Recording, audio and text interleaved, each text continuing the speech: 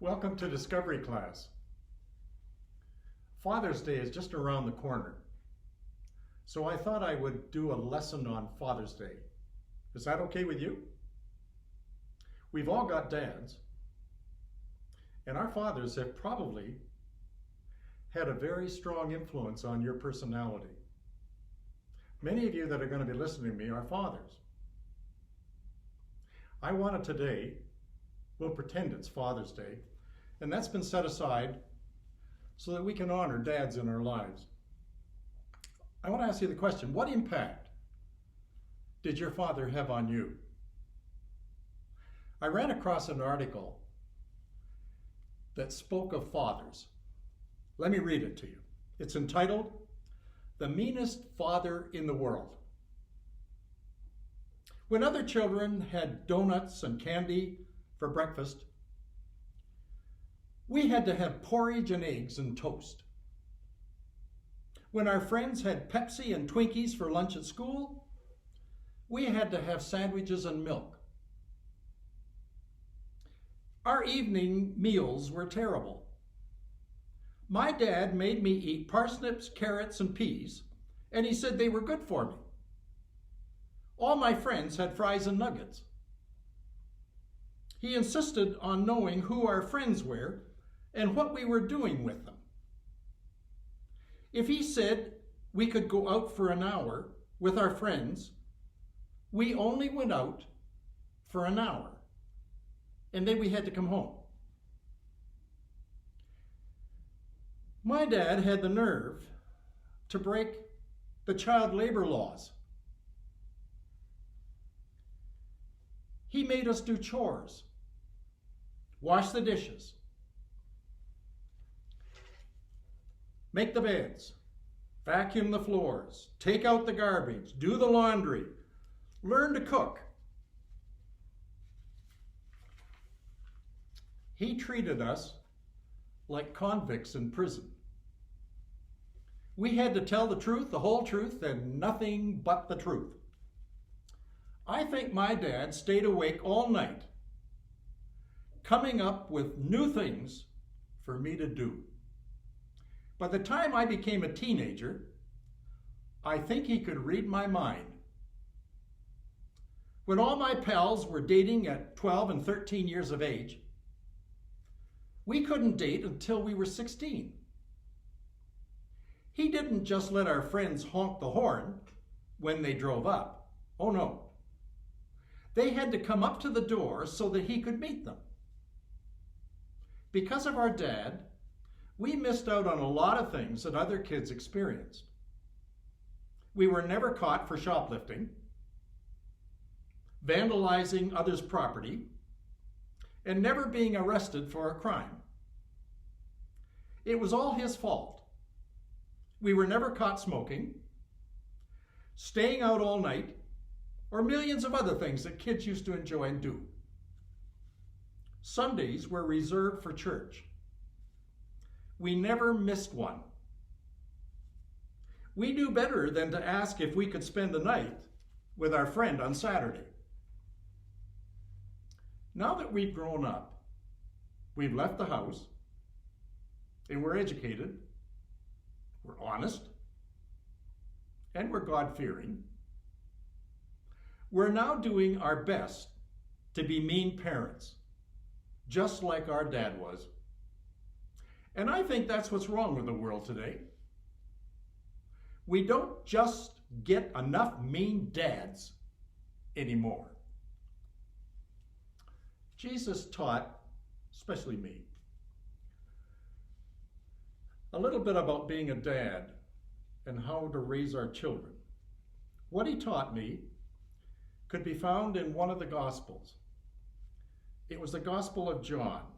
Now remember, there were 4 Gospels: Matthew, Mark, Luke, and John.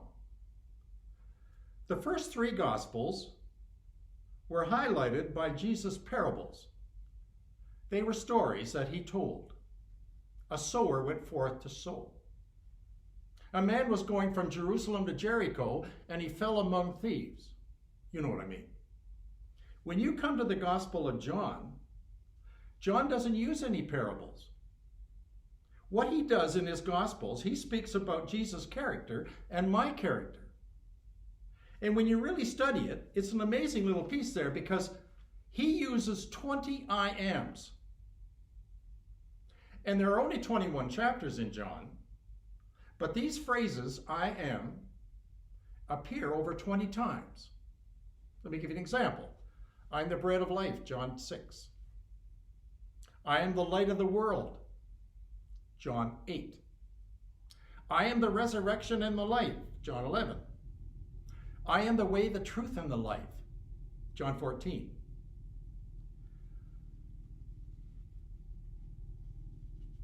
When Jesus uses the expression I am, he's using it as a teaching tool for you and me, especially for us dads. And there are lessons to be learned there from what he said on a Father's Day. I am examples of lessons in life that can be applied to becoming a very good father. I am the bread of life, John 6:35, said Jesus. He who comes to me will never grow hungry, and he who believes in me will never get thirsty. My dad grew up in the dirty 30s. He was a farmer. And it was called the Great Depression. There wasn't much bread. People were very hungry. Many starved. Hardly any clean water. Many suffered from typhus. Dad's father was very strict on the farm. His father was Plymouth Brethren in his belief system. Dad's father, being as strict as he was, had 7 children, and one was born blind, my Aunt Margaret. Dad was born a cripple with one leg shorter than the other, and he hobbled all his life. They relied heavily on Jesus' words, I am the bread of life. They learned that provisions came from beyond their garden. Others from outside had to come in, even with the wood at wintertime, so they could burn it in their little wood stove there in the kitchen. When you think about it, a lot of good did come out of the Depression in the 30s. Do you want to hear about some of them? Here's what was born out of the Depression. Supermarkets. We never had a supermarket until then. The birth of supermarkets came on the scene. Microwaves, sunscreen, radar, rockets and jets, penicillin, the electron microscope, magnetic recordings, nylon stockings, ladies, Teflon, helicopters, color TV, plexiglass, commercial aviation, plastic, synthetic rubber, nuclear fission, the atomic bomb, laundromats, interstate highways. Amazing. Remember what John said. He said, I am the bread of life, and he who comes to me will never grow hungry. I think that's a good lesson on Father's Day, don't you? That God is going to be our provider and he's going to watch over us. Is he doing that for you in the pandemic? We're all locked up. We have to distance ourselves. We can't wash our hands enough. We can't touch our face. But in the midst of all of this, as we approach Father's Day, isn't it lovely to know what Jesus said? I am the bread of life. If you trust me, you will never grow hungry. Well, he said a second I am. He said, I am the sheep. They will come in and go out, and they will find pasture. I am the gate of the sheepfold. I think every child needs a gate. Every gate needs a fence. And someone has to be the gatekeeper, allowing all the entrances and exits to and fro from that sheepfold.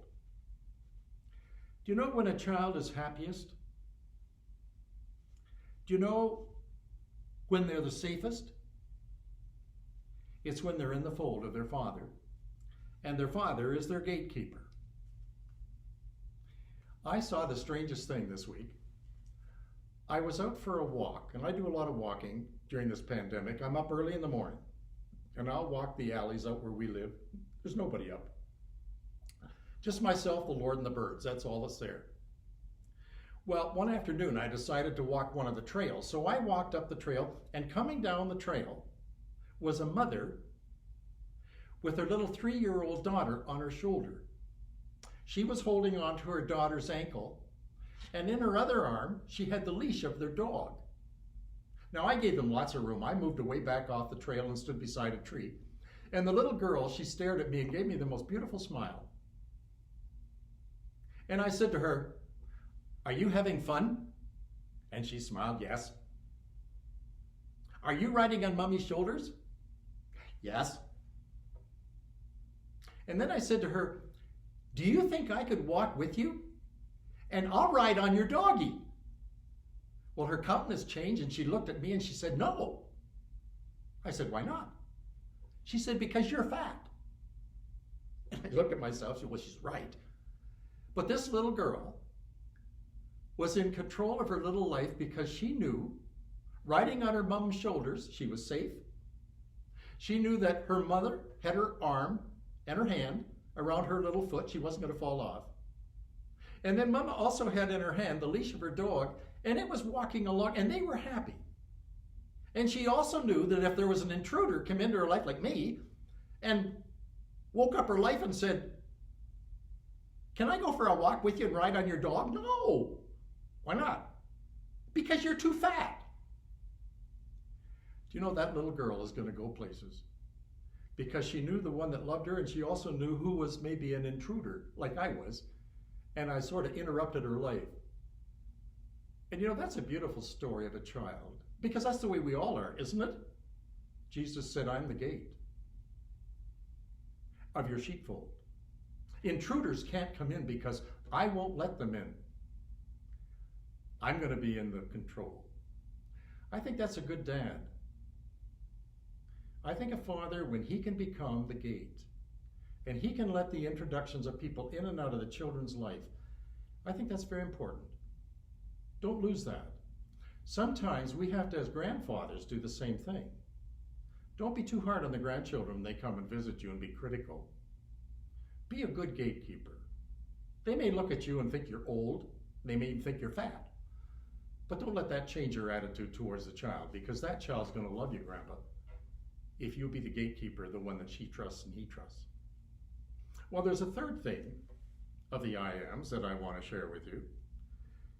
Jesus said, "I am the resurrection and the life. He who believes in me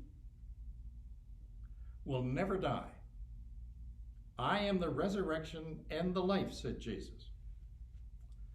Are you aware that the mainstream doctors are turned off by the practice of geriatrics? Do you know what a geriatrician is? He's a doctor to old people like me.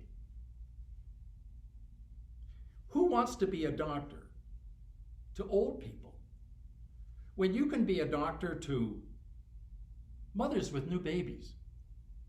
You can be a mother to little children and treat the children because they got their whole life ahead of them. You can be a doctor to athletes who have bodies like stainless steel. You can be a doctor to university students or businessmen or teachers or engineers or farmers or fishermen, all of that, but don't be a doctor to old people. Most doctors don't want to treat old people because to them, we're just a bunch of old fools. Do you know what they call our age in medical school when they're learning anatomy and becoming a doctor? They call us old crocs. Yeah. We're old crocs that are going deaf. We're old crocs that have poor vision. We're old crocs. Our memory is being impaired. We're old crocs with high blood pressure. We're old crocs with diabetes. We're old crocs with arthritis. When I grow old, do you know what happens to us guys? and ladies, we just fall apart. Our bodies are a very complex system. As we age, we develop defects. It happens, and you can't stop it. Your hair goes gray, if you've got any. It runs out of pigment cells that give hair its color. At the age of 50 or more, 1/2 of all of us, our hair begins to go gray, and you can't stop it. Your eyesight goes funny. Your lens is made up of crystalline protein. That's what's in our eye. And it's tremendously durable for our whole lifetime. But over time, they damage chemically. The elasticity in our eyes begins to set wrong. Yellow forms in our lenses. It's called cataracts. And if we don't have that removed, then we have thicker glasses and often we can't hardly see at all. Tell me, have you cut your toenails lately? You know, the older we get, the harder it is to bend over. How are you doing taking your shoes and socks off as you grow older, you old crocs? Do you know what I do? I'm finding it's harder to get down and get my socks off after my shoes. So I'll tell you how I clip my nails on my toes. I go out to the garage and I open the trunk on the car and I sit on the tailgate. And then I get my hedge clippers and I just do this. And does it ever work? I'm just kidding. Do you know how I comb my hair? When I'm doing the dishes and I'm finishing up, I just take Mary's dish rag and I just give it a good wash, and first thing you know, my hair's all combed. Don't let growing old get to you. Jesus said, there is a resurrection coming. Old things, crocs, will disappear. And they're going to pass away. But all things are going to become new. Did you know that we're getting a new model? Just hang in there, because those models are soon coming. All right, there's another I am. Jesus said, I am the way, the truth, and the life. No one comes to the Father except through me. I have a question. As you grow older, have you lost your way? Do you know the way? Just before the pandemic, my doctor sent me over on a wild goose chase. I had to go over to the care center in our little village out in Cochrane and have a series of x-rays. I had gone in to see the doctor and he didn't like my cough. I was barking like a seal, and he said, you know, there's something down there that I really don't like. I'm going to send you off for an x-ray. So I went for an x-ray, and I stood front, I stood sideways, and I stood the other way, and there I was. And then the x-ray came back to the doctor, and he called me in again, and he said, you know, I don't like what I see down there in the bottom of your lungs. He said, have you had any pneumonia in the past? I said, not really. Well, what about a way, way back? I said, I don't think so. Well, he said, your upbringing, where did you grow up? I said, I'm a farm boy. Oh, he said, you probably spent a lot of time in the haymow. Well, yeah. And he said, you probably sucked in a lot of dust when you were in the barn. Yeah. Well, he said, maybe there's some of that residue way down inside that maybe we should take a look at. I'm looking at it here on the x-ray, and there's something down there. Do you have any problem with your breathing? I said, not really. How about your talking? Does your lungs play? Well, yeah. And you're singing? Oh, I said, yeah, I sing at the top of my voice. I can't sing and hold a tune on a rain barrel, but it doesn't matter, I sing. Well, he said, I'm going to send you to a specialist because, you know, there should be something that they could tell us to see whether or not maybe you're getting all this cough over time because of what's down there. I gotta know that. Well, he sent me off to a doctor. This is just before I got into lockup and the virus came in. And I went to a specialist. They have a long name, and I don't know the name of the doctor, but we'll call him Dr. Huff and Puff. Because when I went in, I felt when I was there that I was the wolf on the Three Little Pigs, because I had to huff and puff. Let me describe what I saw. The doctor took me into this big room, and there at the end, there he had it was called like a soundproof booth. It was all glass. And he had a glass door, and he'd had me enter the glass door. He took my glasses off, and I went in and I sat in the stool. Now the stool was in the middle of this little device, fixed to the floor, and I sat there. He reached in, and it was like a telescope that you would use if you're in a submarine. The thing would go up and down, and it would come, and he would set it right in front of my mouthpiece so that I could puff and blow into it. And then he closed the door, and he went and sat right there, just outside my glass cage, in a chair, and he had on his lap his little printer, and then in behind was a nice flat screen TV. Now he gave me instructions how to blow. And class, it was hilarious. Because he would then tell me he'd start 1, 2, 3, and then blow. What he wanted me to do was put my mouth into this little suction cup on the periscope and blow as hard as I could. And I did. But when I blew, he had on his flat screen TV a nice little lens that said, here's what he's doing. And it was all printed out, just like a log.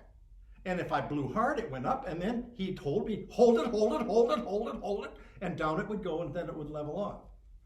I did this for almost 45 minutes, 4 different tests. And he was really funny because he would say to me, all right, Ron, are you ready? 1, 2, 3, blow. Well, not only did I blow, I had to put my hands on my cheeks so that I didn't blow them out, and I blew. And when I was all done, he said, you have to do it 4 times. So this graph came out 4 times. There it was. And there it was. It seemed to be getting higher all the time. And when he was done, he says, all right, now we're going to move on to the next one. Well, instead of blowing out, I had to suck in. Well, I sucked in until I was almost drunk. He did this 4 times. It finally ended. And he opened the door and he said, you're finished now, Ron. Well, I was finished in more ways than one. And then I said to the man, I said, did I pass? Oh, I can't tell you that. Well, I said, why not? You see about 100 of these every month. Why can't you tell me? Well, I will let you know, and I'll let your doctor will tell you. Well, I asked the question another way. I said, well, look, do you think I'll ever come back again and see you? Do you know what he said? You'll never be back. I said, thanks, I think that's what I need to know. Well, I got out, I scrubbed my hands, and before I left, he said to me, and what do you do for a living, Ron? I said, I work for the city of Calgary. I lied. I work for the city of Calgary, and I'm a street cleaner. Oh, you drive one of the big trucks? And I said, no, but I do drive it. I have a driver. He drives the truck. I just sit on the fender. Oh, yeah, when I go down the street and I see something in the middle, I just do this. He didn't laugh. He didn't think that was very funny. Well, anyway, I came home and I told Mary, and she slapped me too. She didn't think that was very funny either. Anyway, what did I tell you? I am the way, the truth, and the life, said Jesus. Nobody comes to the Father except by me. Do you know in our lifetime we're going to be asked to take all kinds of tests? Some of them are going to be like a wolf and we're going to puff and blow. Some of them are going to be eye tests, some are going to be ear tests, some of them are going to be memory tests. Lest you get discouraged on this Father's Day, remember what Jesus said. He said, I'm the way, and I'm the truth, and I'm the life. Did you catch that? I'm the roadmap. I'll show you where the turns are, and in the end, you'll still have life. Those things will all be part of you as you go through life. And he said, that'll be just for you. Well, there's a final one that I want to share with you. Jesus said, I'm the light of the world. John 8:12. Whoever follows me will never walk in darkness, but he will have the light of life. I am the light of the world. Wouldn't it be nice to be a father and have some knowledge and know what the light's all about? You know, when you and I started out as dads, what training did we have? We didn't have any. Chances are you're going to be like your parents. However they taught you, you teach your own children. Isn't that correct? Because we don't go to school. There's no lesson you're going to take in high school or at university on how to be a dad. I never had one, did you? Listen, dads, your job in this life is being the light of life to those kids of yours. Because you don't want them walking in darkness. Like father, like son. You be a giant, and your kids will be a giant too. If you act like a pygmy, your kids will be pygmies too. Sir Malcolm Sargent. He was the conductor of the famous London Symphony Orchestra and Chorus for many, many years. In the prime of his career, he suffered tuberculosis, TB, and it took him a long, long time to recover. He walked with a limp. He found breathing very difficult, but he still carried his baton and he still led that beautiful orchestra and chorus. He labored under that, though, all his life. He was never the same man. But it didn't stop him from having all that applause, because he was probably the greatest conductor that England ever produced. But getting back to what was tolerable level was very, very hard. And he often got discouraged. And in the midst of his discouragement, his little daughter, Pamela, who was 13 years of age, came down with polio. That's a debilitating disease. Do you know that when I was a child in one-room schoolhouse, polio was rampant? I lost one of my best friends to polio. Dr. Salk hadn't come on the scene yet in Chicago and come up with that polio vaccine. Hopefully we'll get a vaccine for this pandemic that you and I are in. I hope God raises up a Dr. Salk that'll help you and I at least be able to shake hands again with one another without being distancing. Sir Malcolm Sargent became his daughter's light in darkness. And her polio, she endured for 6 years. And Sargent did everything he could in his heart to elevate her condition. And yet her condition deteriorated. It was at Christmas time. It was Pamela's birthday. And the Philharmonic and the English Chorus were conducting their famous concert at the Royal Albert Hall in London. Have you ever been there? If you ever go to London, go. It's the size of Maple Leaf Gardens, and it's round, and it's 125 years old. And it's made up of 4 or 5, 6 balconies, and it seats thousands. One day, Mary and I, when we were in England, we were doing volunteer work at a nursing home. And it was our wedding anniversary, and I took Mary on the train from our little station into London, and we attended that concert in that Royal Albert Hall, and we watched The King and I. Now remember, this thing is 125 years old. We were down on the main floor, and they had seats way back then, way ahead of us. Do you know what they did? These seats were like little bucket seats, but they swiveled. And you could swing around like this and let somebody go by, and then they'd go by. And then on the way out, you could let them go this way, and they could go by. Have you ever heard of such a thing? Do you know, I wish we had something like that in our class when you're coming to Discovery class. Can't you see some of our couples? Here's Wally and Frida. Wally, we got to get some milk on the way home. Dale and Judy. Judy, do you want to this afternoon go for a walk on Nose Hill? Wouldn't it be fun if we had these? If we had swivel seats in my class, you wouldn't hear a word I said. You'd be having so much fun. Anyway, it was there in that setting that Sir Malcolm Sargent led that famous orchestra and that famous chorus at Christmas time in that beautiful rendition of Handel's Messiah.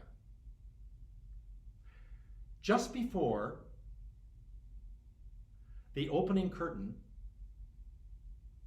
Sir Malcolm Sargent was handed a note. And that note was a little note that was sent to him by his daughter, Pamela. And the note said, "Daddy, I'm dying. I'm saying goodbye. After the concert, I won't be here anymore." Well, you know, Malcolm Sargent, he reached in, he got his baton, and there he led that magnificent setting. The orchestra in the pit, and there on the stage, that beautiful English chorus. I wonder what went through his mind after he had read that note, and he was listening to those beautiful words of Isaiah, comfort ye, my people," with the song. Well, he concluded the concert. They got a standing ovation. He was a gentleman, and he bowed to the crowd, and then as fast as he could, he exited that Royal Albert Hall, get in a taxi, and he ran to the side of his daughter there in the hospital. But as he entered the room, the doctors were there attending her, and they shook their head and they said, "Sir Malcolm Sargent, Pamela is gone." He had missed her departure. Well, it was a short time after that Malcolm Sargent was interviewed by the press. And they said to him, "Sir Malcolm Sargent, what was your greatest moment in your conducting career?" He said, "One of my greatest moments was the night that I led our chorus and I led our orchestra." And he told the story about the note that he had received from his little daughter, Pamela. He said, "When I led the Messiah," he said, "for the first time, I entered into the mind of Handel, who wrote that about the Messiah." And he said, "I understood what my little daughter said. Daddy, I won't be here after your concert. I'll be in heaven." Do you know what the final words of Malcolm Sargent were on this earth as he died? He said, "I'm now in the hands of my Savior, Jesus Christ."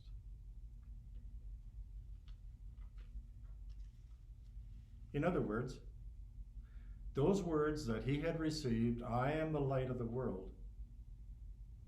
Whoever follows me will never walk in darkness, but will walk in the light." That was the light that Malcolm Sargent saw. Well, that's my Father's Day talk. So happy you could come and join us in our discovery class. Could you come back the next time? I want to tell you about a man in the Old Testament that really hated God. And in the end, Clancy lowered the boom. God got even with him. Do you want to know what his name was? You'll have to come back and hear it. Until then, bye for now.